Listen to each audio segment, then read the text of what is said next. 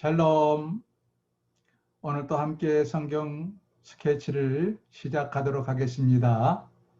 힘들다 생각하지 마시고 그냥 아는 데까지 그냥 가벼운 마음으로 따라오시면 됩니다. 함께 기도하고 출발하겠습니다. 하나님 아버지, 오늘도 성경 스케치를 통하여 성경을 공부하기를 원합니다. 모든 참여하는 자들에게 함께 하시고 끈기를 주시고 인내를 주시고 지혜를 주시고 지식을 더하여 주옵소서. 하나님 말씀이 잘 이해가 돼서 송이꿀처럼 달게 느껴지게 하시고 이것이 우리의 생명의 양식이요 우리의 삶의 양식이 될 수 있도록 은혜를 베풀어 주옵소서. 끝까지 주께서 함께 하실 줄 믿고 예수님의 이름으로 기도하옵나이다. 아멘. 자, 지난 시간에 우리는 창세기 14장까지를 급하게 정리를 했습니다. 오늘은 창세기 15장부터 계속해서 나가도록 하겠습니다. 15장.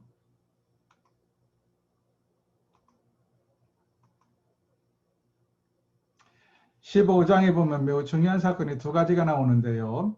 하나님께서 아브라함을 또다시 찾아오셨다는 것입니다. 이 앞에서도 하나님이 아브라함을 몇 번을 만나셨는가 정확하게는 알 수 없지만 갈대아 우르에서 그를 부르셨고 그 다음에 하란에서 나타나셨고 그 다음에 또 언제 나타나셨을까요?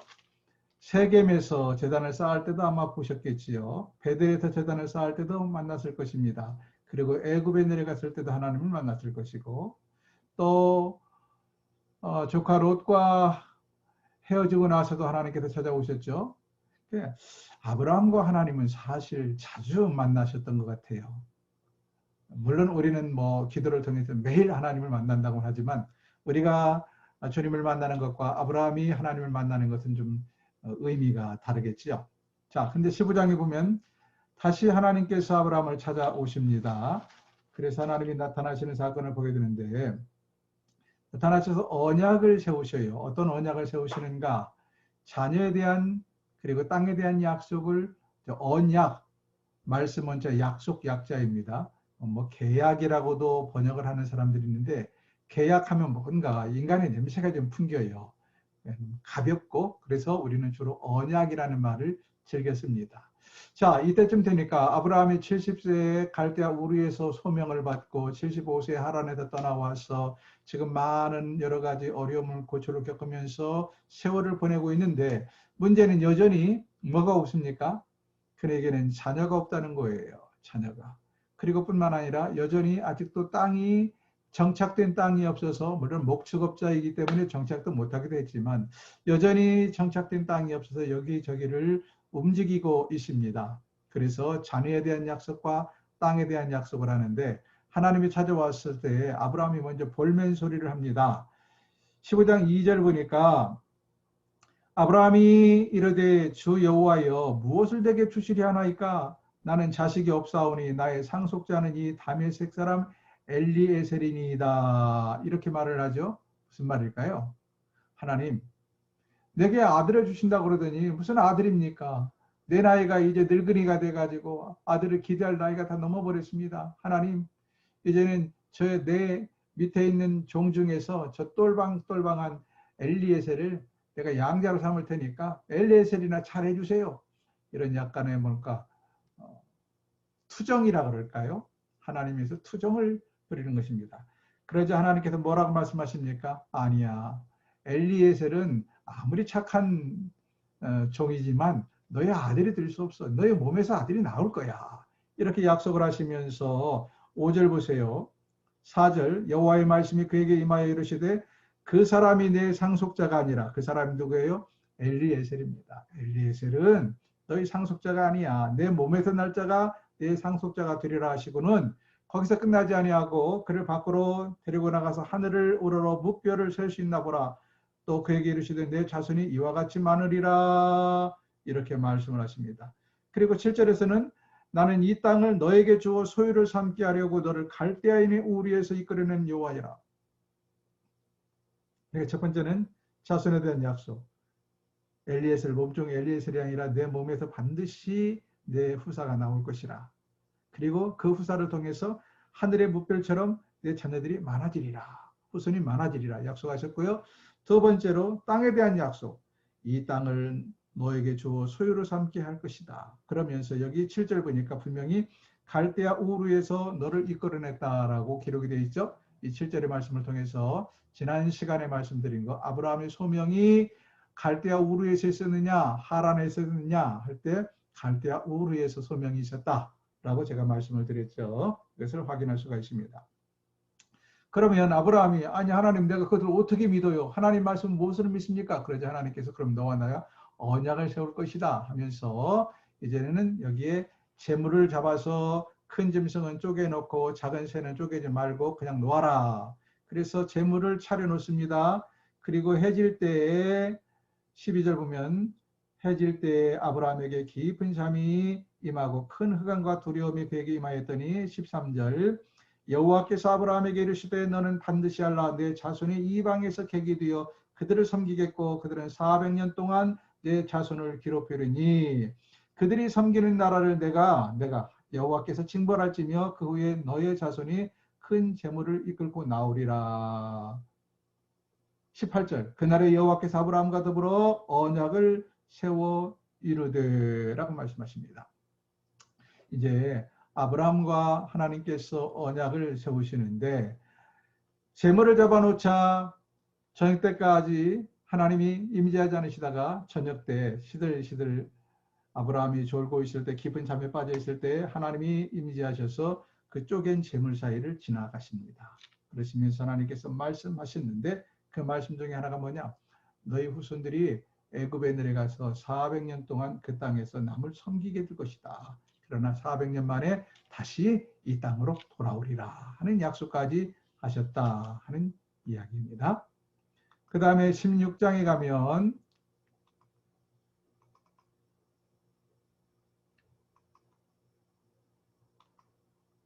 이스마엘의 출생 사건이 기록이 되어 있습니다.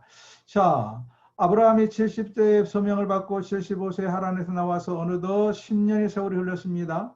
그래도 뭐 하나님이 중간중간에 나타나서 자꾸 엘리에셀, 심지어는 얼마 전에는 엘리에셀이 너희 몸종이긴 하지만 똘방똘방하지만 내 자녀가 아니야 내 몸에서 날 거야까지 약속하셨는데 아브라함이 85세가 될 때까지 씨가 안 생기는 거예요. 그의 아내 사레는 75세가 되었습니다.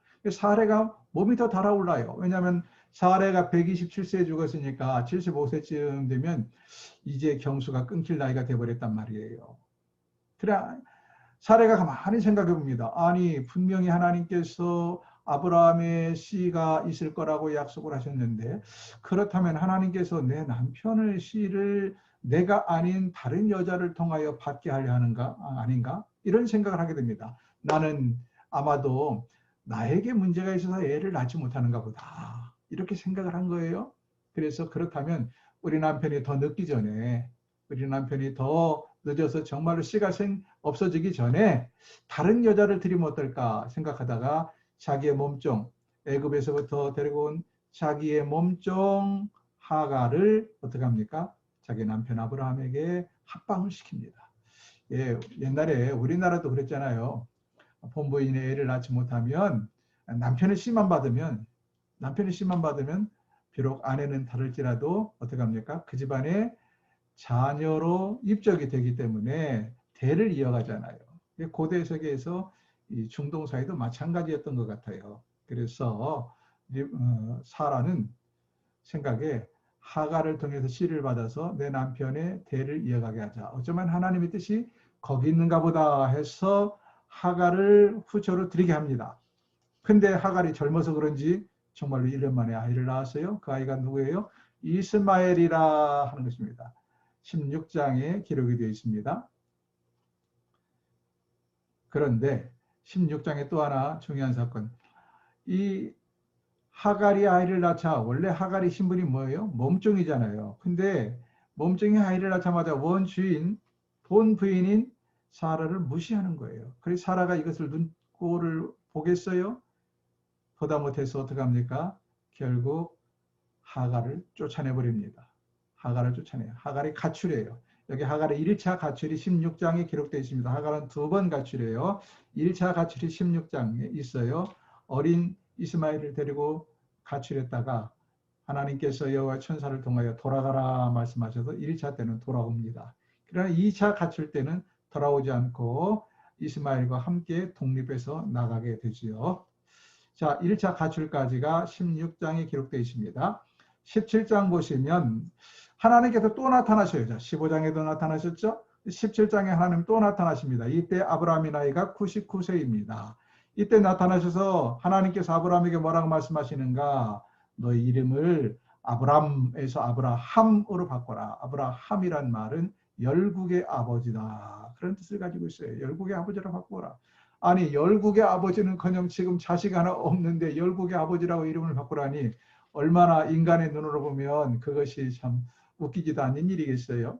하나님께서 이름을 바꿔주시면서까지 내가 틀림없이 너의 씨를 줄 거야. 그리고 너의 씨가 번창해서 온 하늘의 뭇별처럼 많아질 거야. 그래서 너는 열국의 아버지야 라고 이름을 바꿔줘요.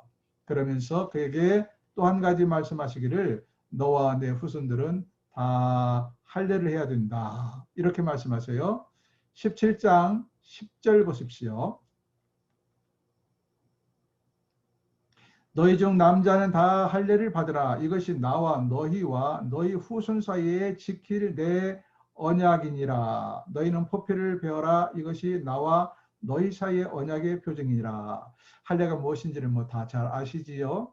여기 할례를 행하라. 그래서 이 이후로 이스라엘 백성들은 난지 8일 만에 할례를 받을 것이라. 12절에 하나님께서 명령하셨어요. 난지 8일 만에 할례를 받을 것이라. 그래서 이것이 전통이 되어서 이스라엘 백성들은 난지 8일 만에 할례를 받습니다. 예수님께서도 난지 8일 만에 할례를 받으셨어요. 자, 이 할례에 대해서 조금 이야기를 해야 될 것 같습니다. 할례가 언제부터 시행이 되었느냐? 어떤 사람들은 아브라함의 최초의 할례자라고 생각하는데 그렇지 않습니다. 당시에 이미 할례는 애굽에서도 심지어는 아프리카에서도 세계 여러 곳에서 할례가 행해지고 있었어요. 하나님께서 인간에게 주신 지혜 때문인지 인간 남자들의 그 성기 포피가 가려져 있어서 위생상 좋지 않잖아요. 그래서 할례를 여기저기에서 이미 행하고 있었습니다. 그것이 뭐 의무적으로 또 강제적으로 행해진 건 아니지만 많은 사람들이 여기저기서 이미 할례를 행하고 있었다.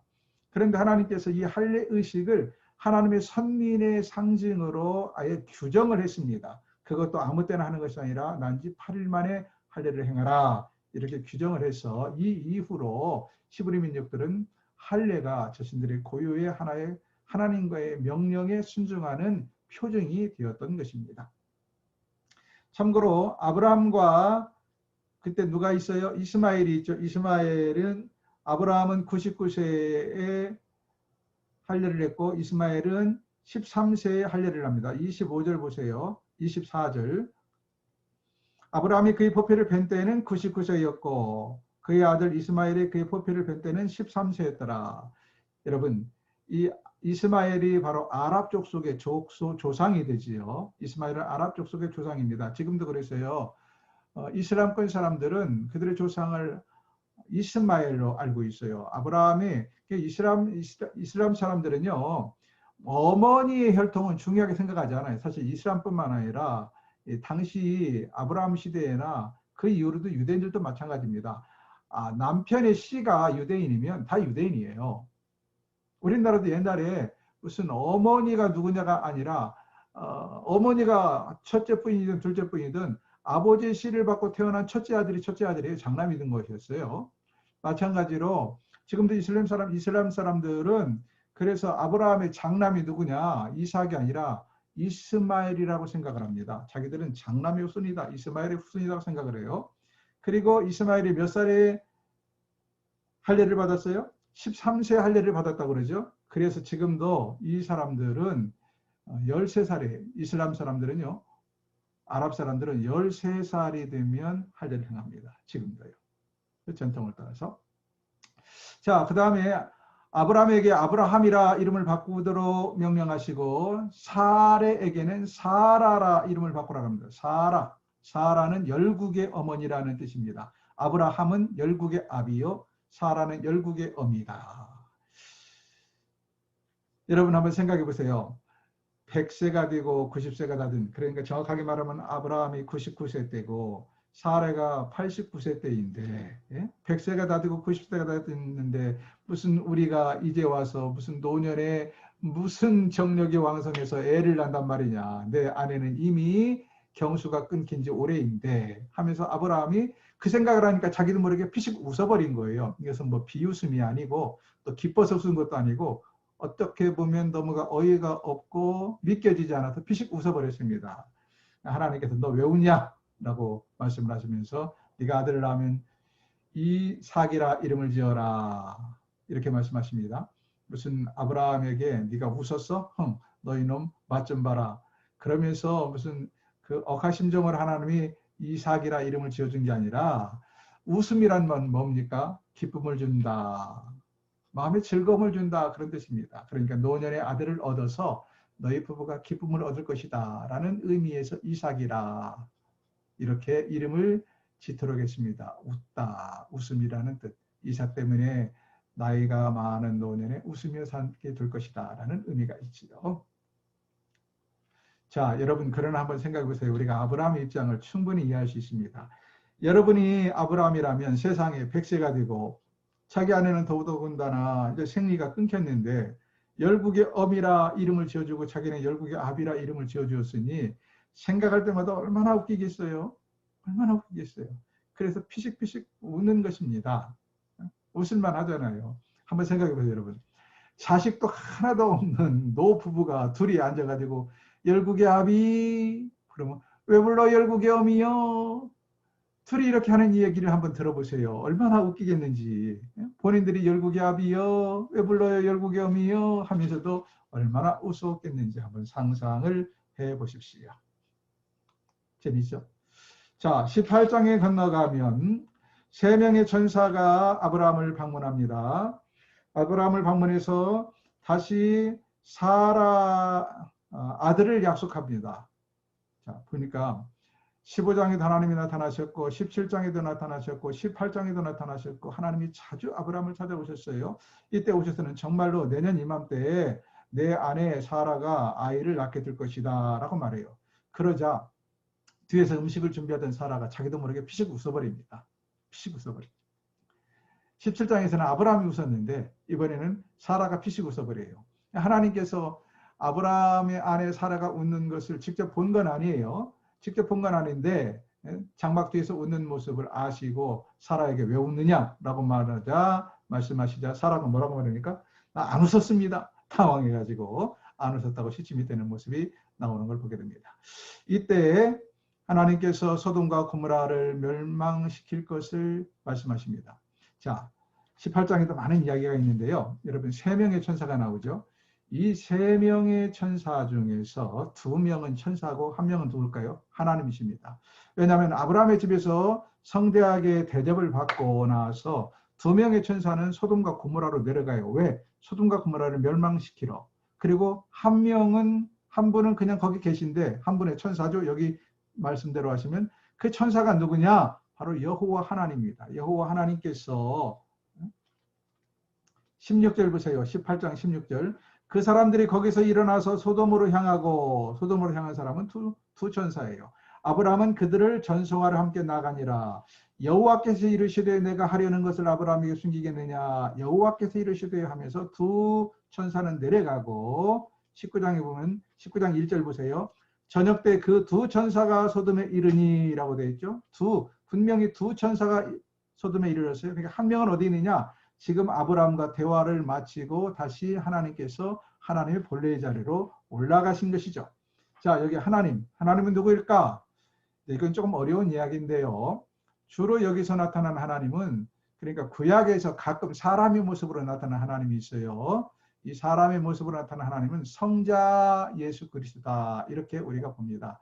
왜냐하면 이 땅에 인간의 몸으로 완전히 강림하셔서 33년을 살아가신 분이 누구죠? 성부, 성자, 성령 중에 성자이시죠. 그래서 구약에서도 인간의 몸으로 사람에게 오신 하나님은 성자일 것이다. 우리가 신학적으로 그렇게 봅니다.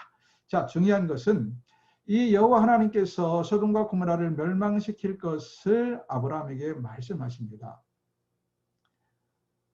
그러자 아브라함이 20절 보세요. 여호와께서 또 이르시되 소돔과 고모라에 대한 부르짖음이 크고 그 죄악의 심이 무거우니 내가 이제 내려가서 그 모든 행한 것이 과연 내게 들린 부르짖음과 같은지 그렇지 않은지를 내가 보고 알려하노라. 그 사람들이 거기서 떠나 소돔으로 향하여 가고 아브라함은 여호와 앞에 그대로 섰더니 23절부터 보니까 소돔 고모라를 멸망하신다고 하실 때 아브라함이 선뜻 제일 먼저 머릿속에 든 생각이 무엇입니까?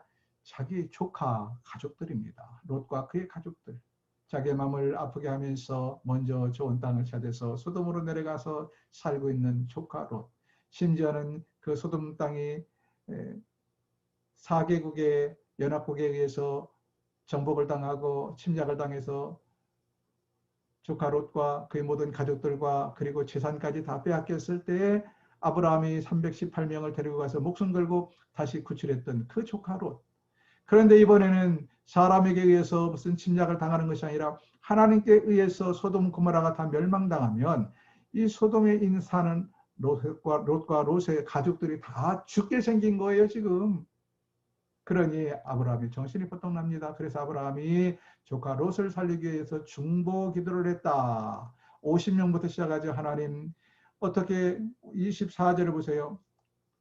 23절부터 볼까요? 아브라함이 가까이 나아가 이르되 주께서 의인을 악인과 함께 멸하려 하시나이까. 그 성중에 의인 50명이 있을지라도 주께서 그곳을 멸하시고 그 50의인을 위하여 용서하지 아니하시겠나이까 라고 50인부터 시작합니다. 하나님은 이제 딜이 시작되는 거예요. 근데 아무리 생각해봐도 50명이 안 될 것 같아. 하나님 거기에서 5명 모자라는 45인이 다 어떡하시겠습니까? 45인 내려가 40인, 30인, 20인, 10인까지 내려갑니다. 여러분 아브라함이 얼굴이 두꺼워서가 아니라 그의 조카 롯과 롯의 가족을 살리기 위해서 의인 10명만 있다 할지라도 하나님께서 소돔 고모라를 멸망시키지 않겠다 할 때까지 사정을 합니다. 그러나 문제는 뭐예요? 그때 소돔의 고모라의 인구가 몇 명이라든지 알지 못하지만 상당히 큰 도시였을 거란 말이죠. 왜냐하면 도시 국가였으니까. 그런데 그 소돔과 고모라에 의인 50명이 없었다. 아니 의인 10명이 없었다는 것입니다. 의인 10명이 없어서 결국은 그 성이 멸망당하게 되는 것을 우리는 보게 됩니다. 참으로 안타까운 사실이지요. 여러분 왜 그러면 소돔 고모라가 이처럼 의인 10명이 없어서 멸망을 당하게 됐을까요? 롯이 옛날에 소돔 고모라를 바라볼 때 그 땅이 어땠어요? 기름지고 풍부했습니다. 무슨 말이냐면 그 땅은 풍부해서 먹을 것이 풍부하고 문화가 발달하고요. 네? 자고로 사람이 등 따숩고 배부르면 뭐 한다? 그 다음에 찾아오는 것은 죄밖에 없습니다. 지금도 마찬가지예요. 여러분 하루 3끼 밥 먹고 살기 급급한 사람들 죄질 여유가 없어요. 어디 가서 바람 필 여유 없습니다. 네? 겨우 처자식하고 밥 3끼 먹고 살기 급한 사람이 어디 나가서 큰돈 쓰면서 다른 여자하고 시시낙낙거리고 그러겠느냐고요. 그러나 돈이 있는 사람들이 바람도 피고 범죄 행위도 저지르는 거예요. 소돔과 고모라 사람들 등 따숩고 배부르니까 하나님 대신 온갖 더러운 일을 했는데 그 중에 대표적인 게 뭐냐? 동성연애입니다. 동성연애. 요즘도 영어로 소도메라는 말이 있어요. 소도메라는 말은 동성연애하는 사람들, 성적으로 타락한 사람들을 가리킬 때 쓰는 단어입니다. 소돔 고모라가 여러 가지로 타락했지만 가장 타락한 모습은 무엇이었느냐? 동성연애가 만연했다 하는 것입니다. 한번 보실까요? 19장에 나가면 그 이야기가 나오게 될 것입니다. 19장 소돔 고모라의 멸망 19장을 보시면 자, 두 천사가 내려갔어요. 그래도 롯이 나와서 이 두 천사를 영접합니다. 자기 집으로 영접해서 음식을 대접하고 이제 저녁에 주무실 시간이 됐는데 문제는 저녁이 되니까 환락의 도시로 이 소돔이 바뀌는 겁니다. 그래서 소돔성에 남녀노소 할 것 없이 참 재미있는 표현이 19장 4절에 나오는데 보세요. 그들이 눕기 전에 그들은 바로 이 천사들을 말합니다. 천사들이 눕기 전에 그 성 사람 그 소돔 백성들이 노소를 막론하고, 세상에 노인이나 젊은이나 노소를 막론하고 원근에서 다 모여, 한두 사람이 아니에요. 원근에서 다 모여서 그 집을 에워쌌습니다. 롯의 집을 에워싸고 롯을 부르고 그에게 이르되 오늘 밤에 너에게 온 사람들이 어디 있느냐 이끌어내라. 우리가 그들을 상관하리라. 여기 상관하리라. 상관하리라는 말이 무슨 의미인지 아십니까? 상관한다는 것, 성적으로 관계를 맺겠다 하는 의미입니다. 성관계를 맺겠다. 여러분, 지금 이 소돔성 사람들은요, 남자와 여자, 여자와 남자, 이성 간의 성접촉을 하는 것에는 이미 쾌락의 극치를 넘어서 재미가 없어요. 그래서 남자와 남자, 여자와 여자가 동성연애를 하는 것에 재미를 느끼고 살던 도시입니다. 근데 문제는 너무 잘 알고 있는 사람들끼리 이제 그 재미가 식상해져 버렸어요. 그래서 웬 호기심으로 새로운 사람이 없는가, 새로운 대상이 없는가를 찾을 만큼 타락한 도시였다 하는 것입니다. 그러자 6절부터 참 이 19장 읽으면 별하별 이야기가 담긴데요. 6절부터 계속 조금 읽어볼까요? 롯이 문 밖에 무리에게로 나가서 뒤로 문을 닫고 이르되 청하노니 내 형제들아 이런 악을 행하지 말라. 내게 남자를 가까이 하지 아니한 두 딸이 있노라. 청하건대 내가 그들을 너희에게로 이끌어내리니 너희 눈에 좋을 대로 그들에게 행하고 이 사람들은 내 집에 들어왔은즉 이 사람들에게는 아무 일도 저지르지 말라. 이게 무슨 말이에요? 물론 롯은 자기 집에 찾아온 손님들을 보호해야 될 의무가 있습니다. 그래서 자기 집에 찾아온 이 손님들을 보호하기 위해서 성적으로 그 타락한 세상에 내주지 아니하고 어떻게 합니까? 그들을 보호하기 위해서 아직 남자를 가까이 하지 않은 약혼남만 있은 성적으로 남자를 알지 못하는 두 딸들이 있었어요. 두 딸들을 내줄 테니까 너희가 내 두 딸과 무슨 강제로 성추행을 하든 성폭행을 하든 마음대로 해라. 그러나 우리 집에 찾아온 손님은 내 손님인데 그렇게 하지 말라고 애원을 하는 모습입니다. 여러분, 롯의 모습을 보면서 뭘 느끼시나요? 참으로 안타까운 모습을 보게 됩니다. 자기의 손님을 지키려는 마음은 좋지만 자기의 두 딸들 순결을 이뤄도 되는 걸까요? 더더군다나 약혼자들까지 있는데, 예? 약혼자들이 있는 이 처녀의 두 딸들이 많은 남자들에게 의해서 순결이 짓밟혀도 괜찮은 거냔 말이지요. 어떻게 이런 생각을 할 수 있을까? 그것은 간단합니다. 롯도 소돔성에 살면서 자기는 그래도 자기 딴에는 의롭게 산다고 생각을 하고 몸부림을 좋았는지 모르지만 그 타락한 도시문화, 소돔의 타락한 성문화의 그 가치관에 자기도 모르게 점점 물들어왔다는 증거입니다. 이 증거는 그들의 딸들에게서도 찾아볼 수 있는데 잠시 후에 또다시 말씀을 드리겠습니다. 그러나 어떡합니까? 이 소돔성 사람들이 그 말을 고지 들을 리가 없지요. 그리고는 강제로 문을 부수고 들어오려고 합니다. 그러자 천사들이 어떻게 합니까? 얼른 롯을 집 안으로 끌어들이고 어두움으로 덮어버려요. 11절 보세요. 10절. 그 사람들이 두 천사입니다. 그 사람들이 손을 내밀어 롯을 집으로 끌어들이고 문을 닫고 11절. 문 밖에 무리를 대소를 막론하고 그 눈을 어둡게 했다. 그 눈을 어둡게 하니 그들이 문을 찾느라고 헤매었다. 하나님의 역사지요. 그 문을 찾느라고 그들이 어두워져 가지고 헤매고 있는 모습을 보십시오. 물론 그 밤새 그거 문 하나 찾지 못하겠어요? 문 부수려고 맘먹으면 못 부수겠어요? 그러나 하나님의 역사, 강권적인 역사가 있음을 보게 됩니다. 이렇게 문을 잠가놓고 어둠으로 가려놓고 그리고는 이 두 천사들이 하는 일이 뭡니까? 오늘 밤 날이 밝으면 여기는 유황으로, 불과 유황으로 심판을 받는다. 얼른 너희 가족을 데리고 이곳을 떠나라. 여기에 또 떠나줄 사람이 있느냐? 그러자 롯과 누가 있습니까? 롯의 아내, 그리고 두 딸들, 그리고 이 두 딸들과 정혼한 남편들이 있을 거 아니에요. 약혼남들. 그럼 6명입니다. 그래서 롯이 어떻게 합니까? 롯이 그 두 사이에게, 예비 사이에게 가서 권면을 한 겁니다. 이보게 큰일 났네. 빨리 우리 떠나게. 그랬는데 이 사이들이 어떻게 말합니까? 사이들이 14절 보세요. 롯이 나가서 그 딸들과 결혼할 사이들에게 말하여 이르기를 여호와께서 이 성을 멸하실 터이니 너희는 일어나 이곳에서 떠나라 하되 그의 사이들은 농담으로 여겼더라. 농담으로 여겼더라. 여러분, 롯은 그래도 미래의 사위들, 정혼한 사위들을 살려내기 위해서 그 밤에 위험을 무릅쓰고 나가서 예비 사위들에게 우리 같이 떠나자라고 이야기를 하는데, 사위들은, 장인어른, 무슨 말씀이세요? 농담으로 여겼다. 농담으로 여겼다. 한번 생각해 보세요.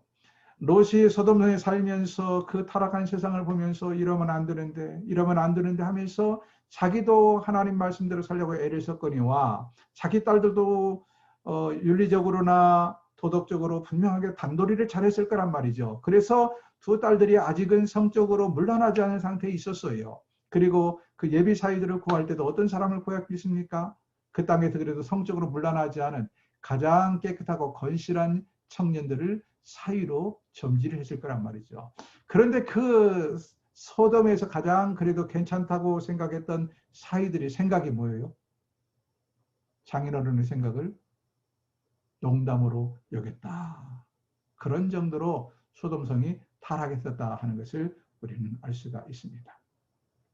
이렇게 해서 두 사람은 6사람 중에서 2사람 사이는 제의가 되고 이제 롯과 롯의 아내 그리고 두 딸들 이렇게 이제 구원의 대상이 됩니다. 근데 문제는 롯의 아내도 있습니다. 롯의 아내가 뒤돌아보지 말라는 천사의 명령을 어기고 나가면서 뒤를 돌아보았다. 그래서 소금 기둥이 되었다.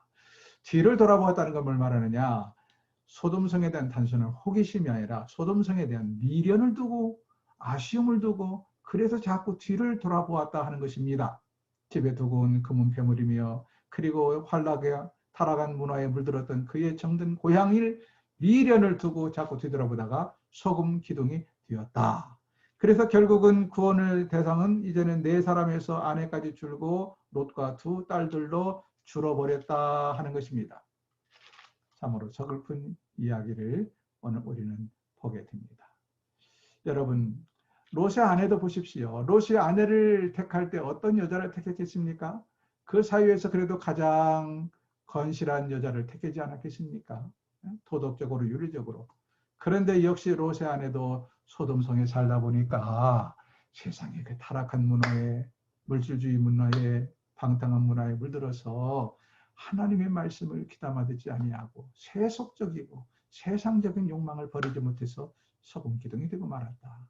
참으로 슬픈 이야기입니다. 사랑하는 여러분, 오늘 우리가 하나님 말씀을 읽고 묵상하면서 깨달아야 될 뭡니까? 하나님 말씀을 1.1도 틀림없이 그대로 준엄한 명령으로 알고 지켜야 한다는 것입니다. 세상의 사람들이 어떻게 가든지 세상의 흐름이 어디로 가든지 우리는 그것을 따라가지 마십시오. 그러나 제가 경고합니다. 아무리 우리가 세상을 따라가지 않으려고 조심조심해도 우리도 모르게 세상에 물들어갑니다. 이게 종말로 가는 세상의 흐름이에요. 하물며 그런 조심하지 아니하고 그렇게 각성하지 아니하면 세상에 금방 동화된다는 사실을 기억하십시오. 세상이 점점 타락하고 물드는 거 어찌할 수 없습니다. 우리도 그 세상 속에서 틀림없이 점점 퇴색하고 변질되어 가는 거 막을 수 없어요. 그러나 그럴수록 더 깨어 기도하고 자신을 단도리하고 하나님 말씀대로 복종하려고 몸부림을 쳐야만 그래도 비교적 적게 물든다. 이 사실을 기억하십시다. 하나님 말씀을 오늘도 농담으로 여기지 마시고 정말 하나님 말씀은 준엄하신 온 세상을 만드신 준엄하신 여호와 하나님의 명령이요 심판의 명령이라는 사실을 기억하시고 오늘 우리의 삶을 돌이켜보면서 말씀 앞에 늘 비추며 살 수 있기를 주의 이름으로 축원합니다. 오늘도 여기까지 하겠습니다. 나머지는 다음 시간에 계속하도록 하겠습니다.